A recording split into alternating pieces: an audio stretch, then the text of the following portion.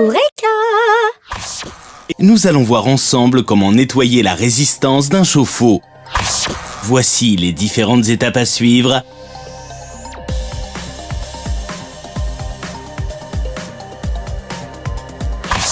Et le matériel dont vous aurez besoin.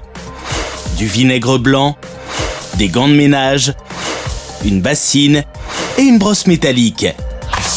Première étape, mettez le chauffe-eau hors tension. Avant de pouvoir intervenir sur le chauffe-eau, il convient de le mettre hors tension. Deux solutions sont possibles. Arrêter le disjoncteur général ou retirer le fusible correspondant. Deuxième étape, vidanger le chauffe-eau.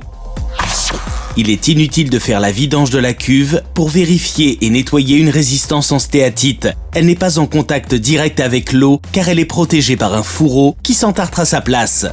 Avec la résistance thermoplongée par contre, il faut vidanger totalement la cuve du chauffe-eau. Troisième étape, démonter la résistance. Lorsque la vidange est faite, repérez l'emplacement de votre résistance. Elle se trouve généralement sous le capot de protection, fixé sur une platine que l'on dévisse. Quatrième étape, nettoyer la résistance. Pour cela, vous pouvez utiliser du détartrant du commerce ou un mélange fait par vos soins composé de 1 litre de vinaigre blanc chaud, 0,5 litre d'eau très chaude et une poignée de gros sel. Lorsque le mélange est fait, immergez la résistance et laissez agir quelques heures. Puis, frottez avec une brosse métallique douce et souple ou bien avec un tampon à récurer. Enfin, rincez et recommencez au besoin sans oublier de terminer par un rinçage très soigneux à l'eau chaude. Pour la résistance en stéatite, vous devrez nettoyer le fourreau à l'aide d'un goupillon. Cinquième étape, remontez la platine et mettez en route le chauffe-eau.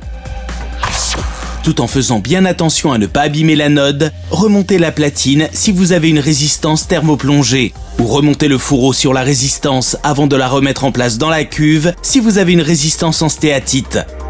Pour finir, remplissez la cuve et remettez en route votre chauffe-eau électrique.